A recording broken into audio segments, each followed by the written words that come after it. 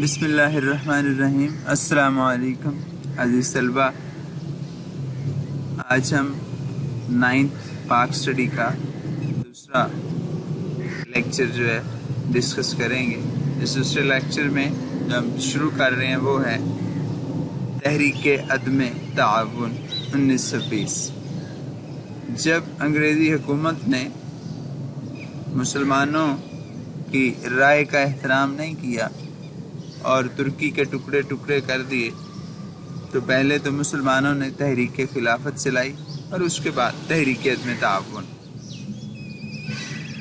اس تحریک میں مختلف چیزیں سامنے رکھی گئیں کہ حکومت کے ساتھ تعاون نہیں کیا جائے گا،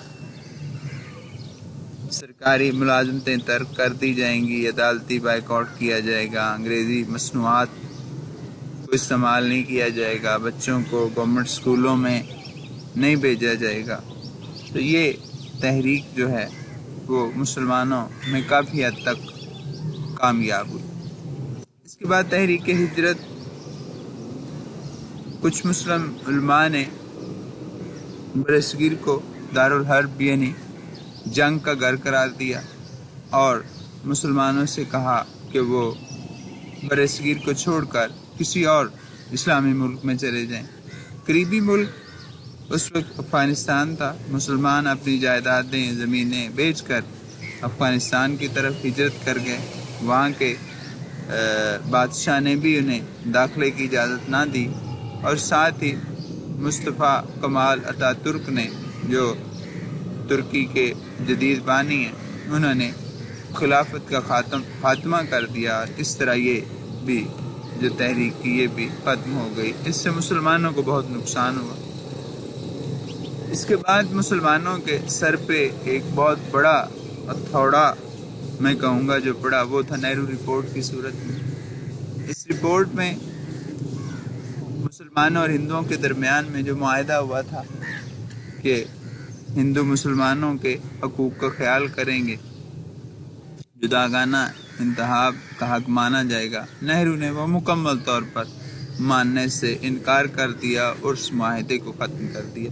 اس کے جواب میں پھر بانی پاکستان قائد اعظم نے 1929 میں اپنے 14 پوائنٹس 14 نکات پیش کیے، جن میں کہا گیا کہ آئندہ جو ملک کا آئین ہوگا وہ وفاقی طرز کا ہوگا۔ وفاقی طرز کا آئین وہ آئین ہوتا ہے جس میں ایک وفاق ہوتا ہے اور صوبے اس کے تابع ہوتے ہیں۔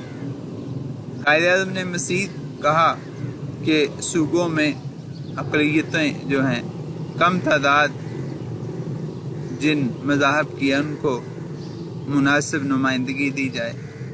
مسلمانوں کو مرکزی اسمبلی میں مناسب نمائندگی دی جائے۔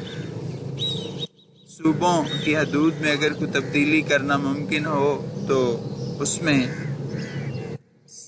پوچھ کے وہاں پہ جو اکثریت ہو اس سے بات کی جائے۔ اگر کوئی قانون کسی فرقے کے بارے میں ہو تو اس کے 3/4 اراکین اس کے خلاف رائے دیں تو پھر اس کو نامنظور کیا جائے۔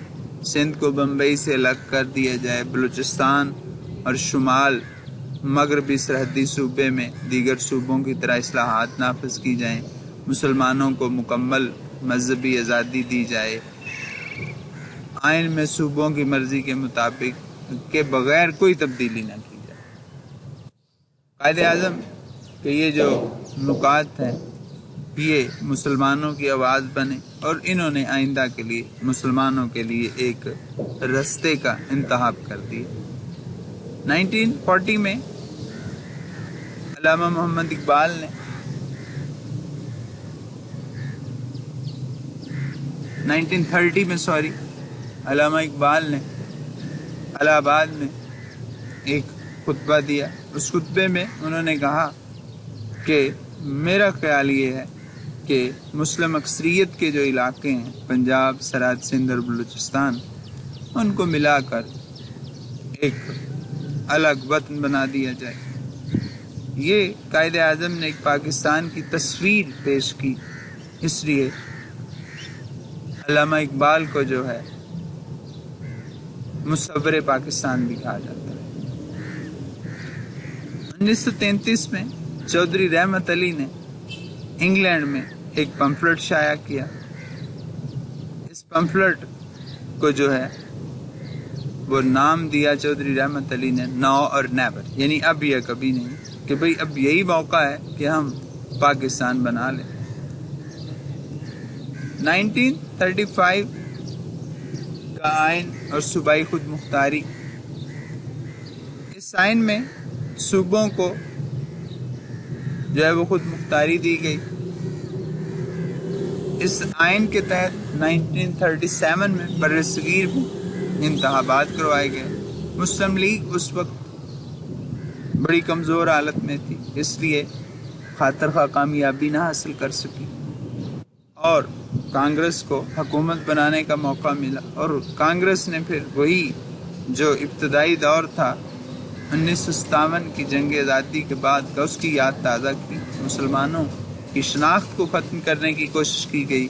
ان پر دروازے ملازمتوں کے بند کر دیے گئے. اسکولوں کالجوں میں ہندی کو رائج کیا گیا. گاندھی کی مورتی کی پوجا لازمی قرار دی گئی. مسلمان بچوں کو جو ہے بندے ماترم گانے پہ مجبور کیا جاتا. آہستہ آہستہ ظاہر یہ ایک ظلم تھا، اور یہ ظلم پھر ظاہر ہے جب بڑھنا تھا مٹنا تھا. تو 1939 میں یہ وزارتیں ختم ہوئیں تو مسلمانوں نے یوم نجات منایا. قرارداد پاکستان ایک سنگ میل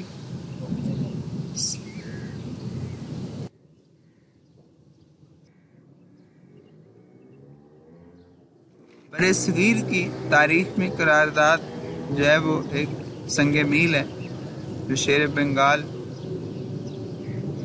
مولوی A.K. فضل حق نے 23 مارچ 1940 کو لاہور، جہاں پہ آج کل مینار پاکستان ہے، پیش کی. قرارداد میں یہ کہا گیا کہ بھئی کوئی ایسی تبدیلی نہیں کی جائے گی مسلم علاقوں میں کہ اس میں کوئی مسئلہ درپیش ہو. جہاں پہ مسلمان اقلیت میں ہیں وہاں پہ ان کو قطعاً کوئی مسئلہ پیش نہیں آنا چاہیے. اس اجلاس کی جو صدارت ہے وہ قائد اعظم محمد علی جناح نے کی.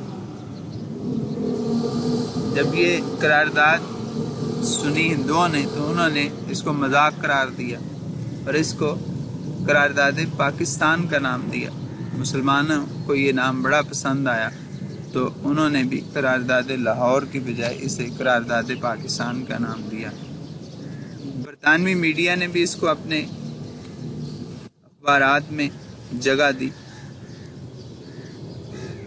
اس کے بعد ہم تحریک پاکستان کے حوالے سے دیکھتے ہیں کہ کرپس مشن 1942 میں برصغیر میں آیا، کیونکہ برصغیر میں اس وقت بڑی بے چینی کی صورتحال تھی.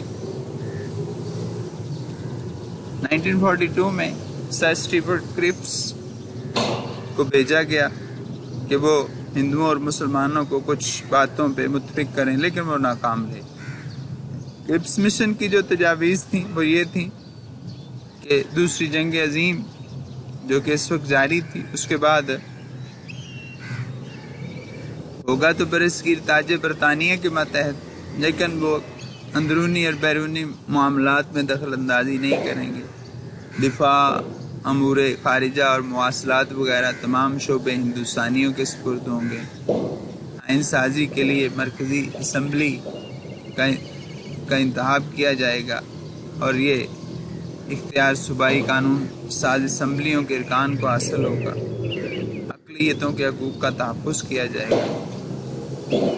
یہ تجاویز مسلم لیگ، کانگریس اور اس کے علاوہ دوسری جو پارٹیاں تھیں انہوں نے بھی اس کو مسترد کر دیا.